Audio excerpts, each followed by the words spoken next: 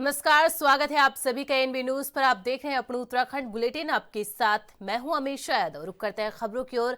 मुख्यमंत्री पुष्कर सिंह धामी ने रुड़की के नेहरू स्टेडियम में विकसित भारत विकसित उत्तराखंड मेगा प्रदर्शनी का उद्घाटन किया। मेगा प्रदर्शनी का अवलोकन भी किया। इस दौरान मुख्यमंत्री धामी ने कहा कि विकसित हो रहे भारत और उत्तराखंड की अद्भुत जीवन छवि को प्रस्तुत करने के लिए प्रदर्शनी निश्चित रूप से बहुत ही शानदार है। राज्यसभा सांसद नरेश बंसल के द्वारा मेगा प्रदर्शनी की खासियत बताते हुए स्टॉल्स उत्तराखंड में सुदृढ़ हो रही ग्रामीण अर्थव्यवस्था की मिसाल प्रस्तुत कर रहे हैं।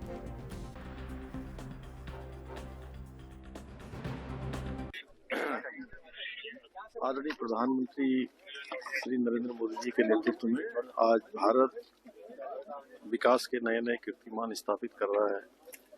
ऐतिहासिक डिसीजन हो रहे हैं। पूरी दुनिया के अंदर भारत का मान सम्मान बढ़ रहा है।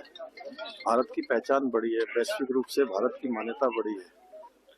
और आदरणीय प्रधानमंत्री जी के नेतृत्व में विकसित भारत का जो संकल्प लिया गया है, आज भारत लगातार उस दिशा में आगे बढ़ रहा है।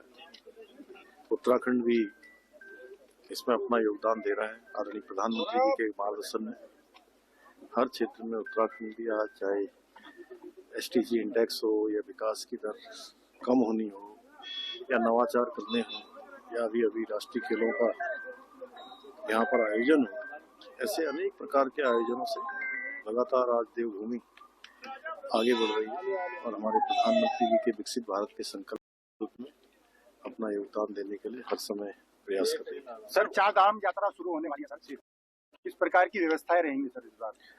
चार धाम यात्रा अच्छी हो, सुव्यवस्थित हो, हर प्रकार से आने वाले हमारे श्रद्धालु तीर्थयात्री उन सब के लिए सुविधाजनक यात्रा हो। परेशानी न हो, लोगों को कम से कम कष्टों का सामना करना पड़े। हर दृष्टि से हम लोग लगातार समीक्षा भी कर रहे हैं और जो पिछले वर्षों के अनुभव है उसके आधार पर लगातार यात्रा के सुधार के लिए प्रयास कर रहे हैं। सर, अर्धकुंभ मेला भी होने जा रहा है, उसको लेकर किस तरह की तैयारी सर? बड़ा उसको लेकर हमने तैयारियां प्रारंभ कर दी हैं और ये अच्छा होगा और लोगों को अच्छा लगेगा। एक अच्छा अनुभव लोग लेकर जाएंगे, उसके लिए सभी तैयारियां हम कर रहे हैं। इसी में सर एक जोड़ा था, सचिव विनोद चंद्र पांडे जी ने मीटिंग ली थी सीसीआर में, तो उन्होंने कहा था इसे अर्धकुंभ के तौर पर आएगा, तो इस पे संतों से भी हम लोग संतों को, सभी लोगों को, सभी से अनुरोध करेंगे। सबसे एक और जहां प्रधानमंत्री नरेंद्र मोदी कल उत्तराखंड दौरे पर रहेंगे, वहीं प्रदेश भर से विभिन्न संगठनों के लोग ग्रीष्मकालीन राजधानी गैरसैंण में इकट्ठा होकर कई मुद्दों को लेकर अपना विरोध प्रकट करेंगे। इस प्रदर्शन का मुख्य कारण मंत्री प्रेमचंद अग्रवाल का विवादित बयान है, जिसमें उन्होंने मूल निवास भू कानून में संशोधन की बात की थी। गढ़ रत्न नरेंद्र सिंह नेगी ने भी जनता को एकजुट होकर विरोध जताने का आह्वान किया। प्रशासन के लिए एक प्रदर्शन एक बड़ी चुनौती बन सकता है, जबकि बीजेपी ने इस मुद्दे पर जल्द समाधान का आश्वासन दिया है। देखिए, इन सब चीजों में उन्होंने माफी मांगी है और ये सब हमारे प्रदेश नेतृत्व के संज्ञान में भी है, केंद्रीय नेतृत्व के संज्ञान में भी है। जो भी निर्णय लेंगे निश्चित रूप से उत्तराखंड के जनमानस की भलाई के लिए, उत्तराखंड के जनमानस की को समझते हुए हमेशा भारतीय जनता पार्टी ने उचित निर्णय लिया है, अच्छा निर्णय लिया है। मैं यही कह सकता हूँ कि इन सब चीज़ों को लेकर के जिस प्रकार की चीज़ें चल रही हैं, ये सब चीज़ों में भारतीय जनता पार्टी के राष्ट्रीय नेतृत्व इस पर देख रहा है।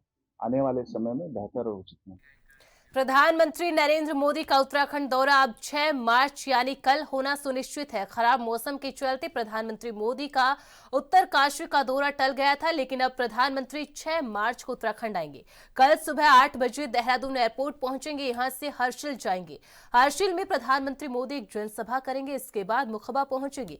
मुखबा में शीतकालीन यात्रा का संदेश देकर प्रधानमंत्री मोदी वापस लौट जाएंगे। प्रधानमंत्री मुखबा हर्षिल दौरे के दौरान जादूंग घाटी में विश्व के दूसरे ऊंचे ट्रैक जनकताल और नीलापानी घाटी में मुलिंगना पास का शिलान्यास करेंगे। दोनों ट्रैक के शुरू होने से 1962 में भारत चीन युद्ध के बाद बंद इस घाटी में पर्यटन के लिए नए आयाम खुलेंगे। उत्तराखंड में प्रधानमंत्री नरेंद्र मोदी का 6 मार्च को आगमन है। वहीं अगर बात करें तो प्रधानमंत्री सुबह 8 बजे जो है जोलीग्रांट एयरपोर्ट पर लैंड करेंगे। वहां से जो है वो हर्षिल जाएंगे।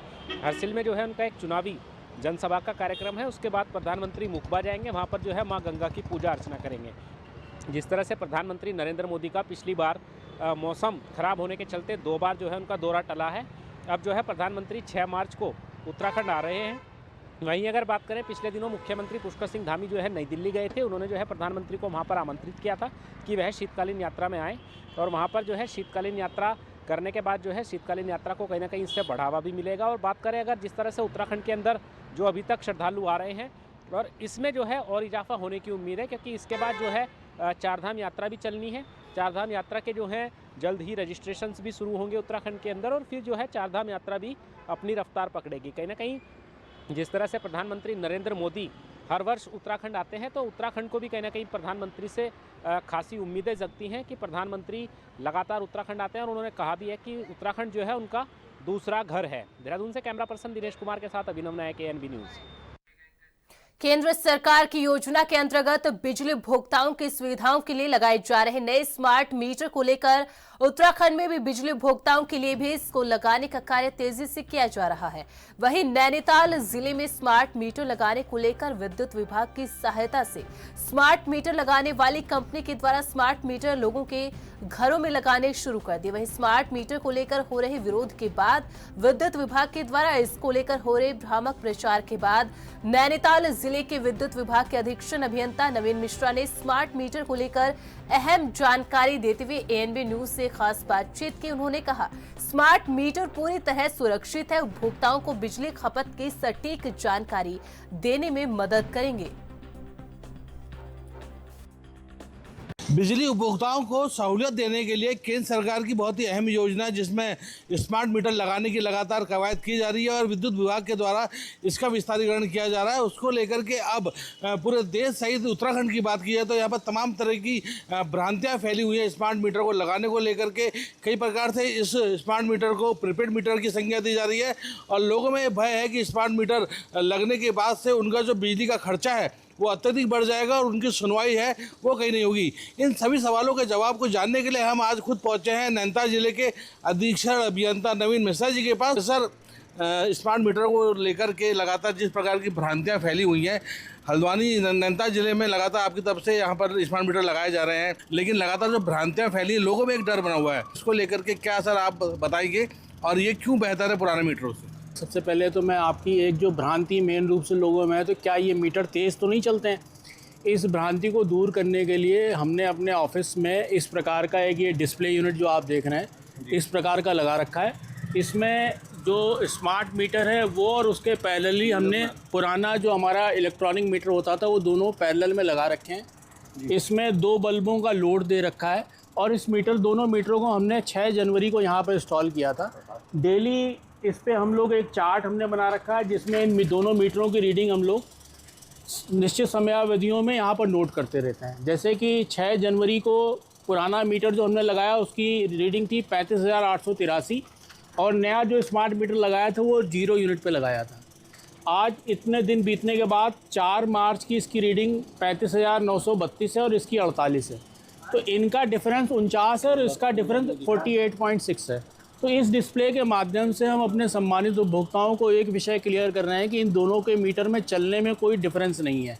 जो लोगों के बीच में एक भ्रांति फैलाई जा रही है कि नए स्मार्ट मीटर तेज़ चलते हैं, तो वो इस डिस्प्ले के माध्यम से हम लोगों ने लोगों को ये कन्वे करने का प्रयास किया है कि दोनों समान चलते हैं। इसी प्रकार की डिस्प्ले यूनिट हम लोग भविष्य में अपने अन्य जो हमारे कैश कलेक्शन काउंटर है जहाँ पर उपभोक्ता हमारे पास आते हैं उनमें भी स्थापित करेंगे और स्मार्ट मीटर से संबंधित जो भी भ्रम लोगों के बीच में फैल रहे हैं उनको दूर करने का प्रयास करेंगे। सर, इसके अलावा बात की जाए क्योंकि लगातार जिस प्रकार की बातें उठ रही हैं, सबसे पहले कहा जा रहा है कि जो स्मार्ट मीटर लगाया जा रहा है उसमें जो रिचार्ज की सुविधा है उसमें मिनिमम बैलेंस 300 रुपये अगर नहीं रहेगा तो बिजली नहीं मिलेगी। साथ ही ये कहा जा रहा है कि अगर मीटर जंप करता है तो उसकी सुनवाई होना बेहद ही मुश्किल है, तो ये भी कई लोगों में एक भ्रम है। इसको लेकर क्या कहेंगे, क्या सच्चाई है सर इसकी? देखिए, ये नई टेक्नोलॉजी आई है और लोग हमारे सम्मानित उपभोक्ताओं इसको इस्तेमाल करने के लिए जागरूक हो जाएं, उनको पूरी जानकारी हो जाए। इसलिए अभी जो हम लोग स्मार्ट मीटर लगा रहे हैं, पहले तो हम लोग अभी पोस्ट पेड मोड में उपभोक्ताओं क्या लगा रहे हैं, इसको प्रीपेड मोड में कन्वर्ट करना है, क्या करना है, इस पर निर्णय भविष्य में लिया जाएगा। जहाँ तक आपने रिचार्ज करने की बात कही है, तो रिचार्ज करने के लिए मिनिमम अमाउंट 50 रुपये से भी ये मीटर रिचार्ज हो जाएगा। ये बिल्कुल गलत बात है कि 300 से कम रिचार्ज नहीं होना चाहिए। दूसरा जो जंप मीटर के लिए आपने बात की है, तो इसमें क्या है कि ये मीटर 2 वे कम्युनिकेटिंग मीटर है। ये बिजली विभाग के कंप्यूटर से तो कम्युनिकेट करेगा ही करेगा, साथ में उपभोक्ता के मोबाइल पे एक मोबाइल ऐप के माध्यम से उपभोक्ता से भी कम्युनिकेट करेगा। तो साफ तौर से आप देख सकते हैं कि नैनीताल जिले के अधीक्षण अभियंता नवीन मिश्रा जी का भी साफ तौर से कहना था कि जो भ्रांतियां हैं स्मार्ट मीटर को लेकर के वो पूरी तरीके से लोगों में गलत हैं और स्मार्ट मीटर लोगों की बेहतरी के लिए लगाया जा रहा है। शायद यही वजह है कि केंद्र सरकार के द्वारा इसको लागू किया गया है पूरे जनहित में, और स्मार्ट मीटर लगाने के बाद लोगों को सहूलियत होगी, ना कि कोई परेशानी होगी। और उसके अलावा कोई परेशानी यहाँ पर होती है तो उसके लिए विभाग है, विभाग के लोग लगातार लोगों की हेल्प करेंगे और किसी प्रकार से लोगों को परेशान नहीं होने दिया जाएगा। Amit Chaudhary, ANB news, Haldwani. लौटेंगे एक छोटे से ब्रेक के बाद।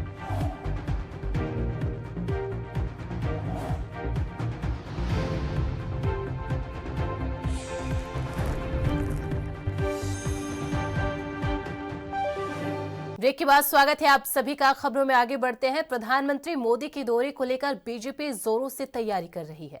बीजेपी ने पीएम मोदी के उत्तरकाशी दौरे को सीएम के शीतकालीन यात्रा प्रयासों को तीव्र गति देने वाला बताया। 6 मार्च को होने वाले इस 1 दिवसीय कार्यक्रम में प्रधानमंत्री मुखबा में मां गंगा की पूजा के साथ हर्षिल में जनसभा को संबोधित करेंगे। इस दौरे को लेकर प्रदेश बीजेपी का कहना है कि प्रधानमंत्री का आना प्रदेशवासियों के लिए किसी उत्सव से कम नहीं है, क्योंकि सभी जानते हैं कि देवभूमि प्रधानमंत्री के दिल में बसता है। यही वजह है कि वे उत्तराखंड का चहुमुखी विकास कराने के साथ प्रदेश के आध्यात्मिक सांस्कृतिक प्रतिष्ठा में वृद्धि के लिए स्वाभाविक ब्रांड एम्बेसडर बनकर कार्य करते हैं। यात्रा को लेकर कितना इफेक्ट है इससे पड़ेगा?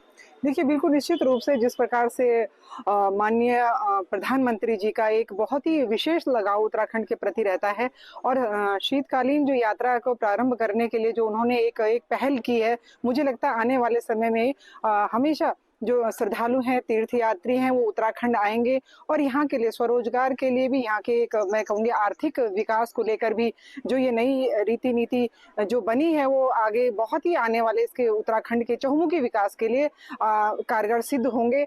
मैं माननीय प्रधानमंत्री श्री नरेंद्र मोदी जी का बहुत ही आभार और धन्यवाद करती हूँ कि वो जिस प्रकार से उनकी एक यहाँ की बोली भाषा को लेकर भी जब से उन्होंने एक पहल की, उन्होंने गढ़वाली और कुमाऊनी जो जौनसारी जो हमारी भाषाएं हैं उनको क्षेत्रीय भाषाओं को बढ़ावा देने के लिए भी उन्होंने अपने भाषण में संबोधित किया। तब से मुझे लगता है युवा शक्ति बहुत ही इसमें अपनी भाषा को बोलने में बहुत ही गौरव का अनुभव करती है। उसी प्रकार से जब ये यात्राएं शुरू होंगी, शीतकालीन यात्रा, तो बड़ी संख्या में जो है भारत से नहीं विदेशी जो श्रद्धालु हैं वो भी बड़ी संख्या में यहाँ पे उत्तराखंड आएंगे।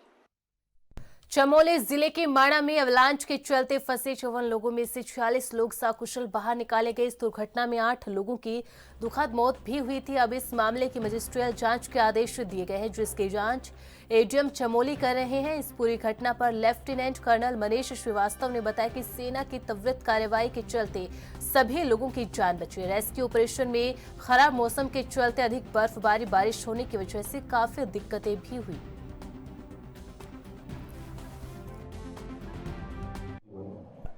ये माना में जो एवलांच आया था उसकी खबर 28 तारीख को सुबह तकरीबन 7:15 बजे इसकी खबर आई थी और 8 बजे ये ऑपरेशन हमारा जो है शुरू हो गया था। ये एक बहुत मैं सौभाग्य की बात समझता हूँ कि जो श्रमिक वहाँ फंसे थे उनके जिस लोकेशन से तकरीबन 1.5 से 2 किलोमीटर पे एक आर्मी की कंपनी तैनात थी, जो इमीडिएटली जैसे ही उनको खबर मिली और जैसी आवाज़ आई होगी उनको, वो तुरंत उस रेस्क्यू ऑपरेशंस को उन्होंने लॉन्च कर दिया और वो रेस्क्यू ऑपरेशन सुबह 8 बजे से शुरू हो गया था विदिन 45 मिनट्स।